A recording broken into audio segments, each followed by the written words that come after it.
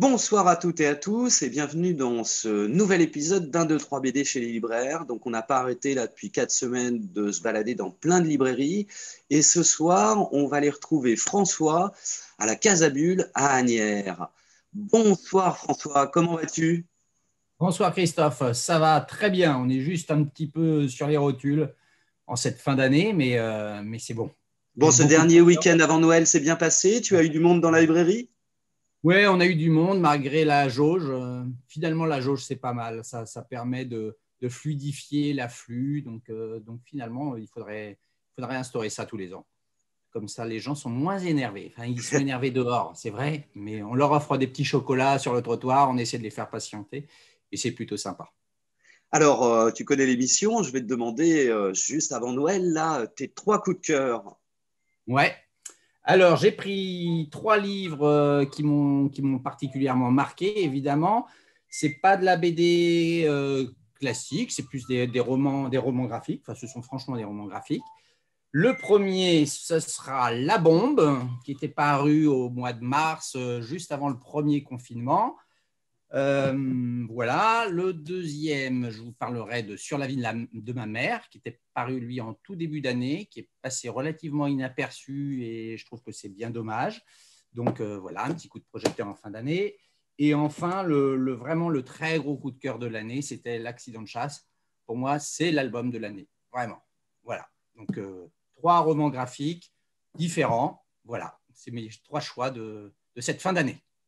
Alors, La Bombe, c'est vrai que c'est un sacré pavé, La Bombe.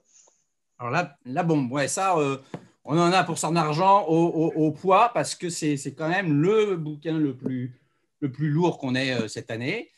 C'est pas un sujet très, très gai, mais c'est super didactique. C'est à la fois historique, scientifique, enfin, c'est passionnant, ça se lit comme un roman. C'est l'histoire de la bombe atomique.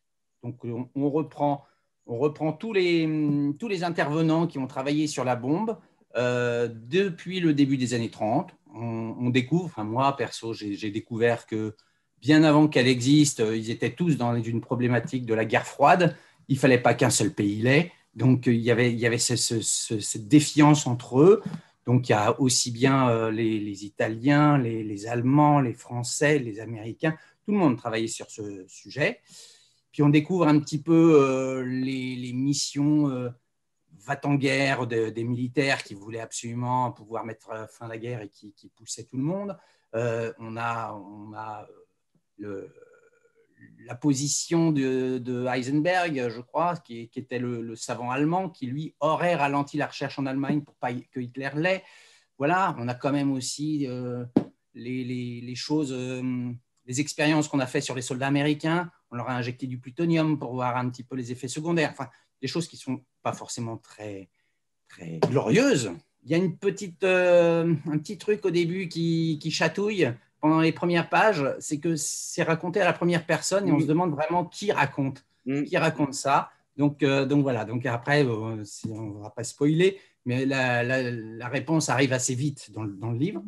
Donc voilà, et puis bon, ça ouvre aussi sur une famille d'Hiroshima. Donc on sait que ça se passe mal pour eux, hein, puisqu'on connaît la fin, hélas.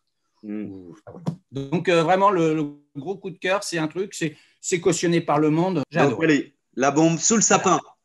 sous le sapin. Sous le sapin, automatique. Ouais. Alors, ton deuxième coup de cœur, François? Voilà. Mon deuxième coup de cœur, c'est sur la vie de ma mère, qui est une autobiographie de Gaston, qui s'appelle de son vrai nom Alain Rémy. Alors voilà, alors lui, c'est une véritable déclaration d'amour pour sa maman. Donc on ouvre, c'est un petit peu triste parce que sa mère meurt d'un cancer, euh, voilà, dans les années 80 à 60 ans. Et il va faire une rétrospective de toute la vie de cette femme, de sa vie avec sa mère, qui était une femme pionnière, puisque femme célibataire, divorcée, célibataire, mère de famille, expatriée. Elle était prof de mathématiques, je crois. Donc, on ouvre. Lui est né au Maroc. À un moment donné, il dit, je fais mon arabe du futur à moi, mais parce qu'il est évidemment pas considéré comme un Marocain là-bas. Et quand il revient en France, dans son petit village du Jura, évidemment, il n'est pas non plus du cru. Donc voilà, donc il y a tout ça. Cette femme va aller de pays en pays. Elle va aller, donc elle était au Maroc, après elle va aller à Haïti, elle va aller au Mali, au Togo, elle va aller, je ne sais plus où, en Espagne aussi. Et puis il y a des petits séjours de retour aux sources dans son village perdu du Jura. Ses relations avec les hommes, parce qu'évidemment, femme célibataire dans les années 60, 70, c'est aussi la libération de la sexualité, les mœurs voilà, se bougent. Donc, il y a tout ça. Et puis, il y a un petit secret de famille qui est là-dedans. C'est une chronique familiale. C'est aussi un carnet de voyage. J'ai été bouleversé. Vraiment, il y a une vraie déclaration d'amour. Il faudrait que tous les enfants offrent ça à leur maman. Voilà. Très bien. Et puis, on a besoin de voyager en ce moment. Donc, ça peut faire du bien d'aller se promener un peu. Tout Avec à fait. beaucoup d'amour, ça, on en a besoin aussi. Tout à fait. Allez, enfin, troisième. Alors, le troisième, c'est l'accident de chasse. Donc là c'est dingue. C'est dingue. Alors, c'est marrant parce que c'est vraiment un livre bon, voilà, qui a l'air assez austère. Hein, et c'est quelque chose dont les libraires se sont emparés. C'est en fait un petit post qu'avait mis, je crois que c'est Fred à Rouen, je crois qu'il avait mis un livre en disant « Ouais, c'est super, il faut le lire ». Et donc, il était posé sur ma table, comme ça, j'avais 3 exemplaires. Je me suis dit « Ah, bah, tiens, je vais le lire. Il est recommandé par un libraire, je vais le lire ». Et c'était une claque dingue. Donc, l'accident de chasse, c'est un père de famille, enfin un père qui a toujours prétendu qu'il avait perdu la vue lors d'un accident de chasse.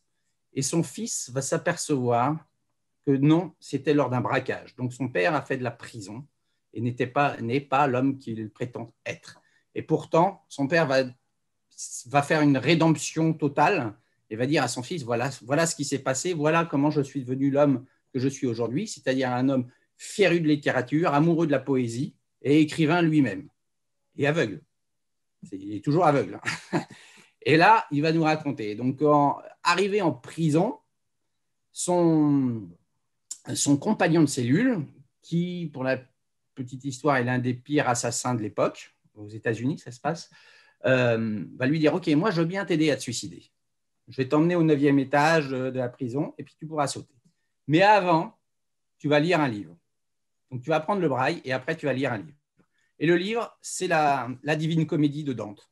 Donc, voilà. Donc, c'est absolument dingue. Alors, le dessin est super graphique, fait en hachure, c'est très noir. Un dessin très tramé. Hein. Ouais, c'est vraiment, c'est de la hachure, c'est du truc. Enfin, il y a des passages aussi en ombre chinoise enfin, voilà, moi je trouve que c'est un chef-d'œuvre. Et voilà, et c'est une belle histoire. Alors j'ai parlé de la mère tout à l'heure, maintenant je parle du père. C'est vraiment la rédemption du père. C'est magnifique. Mais voilà. On est dans une période familiale, donc excellent choix, François. Merci. On invite nos spectateurs à se précipiter à la Casabule pour venir acheter La Bombe, La vie de ma mère, et puis L'accident de chasse, et puis mettre ça sous le sapin. Voilà, vous serez les bienvenus. Je te remercie beaucoup de m'avoir fait découvrir ta librairie. Dès que je peux, je viens voir physiquement. D'accord. Et puis, je te souhaite d'excellentes fêtes de fin d'année. Et puis, voilà, il reste que quelques jours pour venir à la Casabule avant Noël. Merci, à très vite. Merci à toi, François. J'invite nos téléspectateurs à aller revoir toutes les émissions d'un 2-3 BD chez les libraires, et il y en a pas mal finalement depuis 4 semaines, pour découvrir tous vos coups de cœur. Et puis, nous, on se retrouve à la rentrée où je continuerai à aller me promener dans les librairies. Merci beaucoup et puis à très bientôt.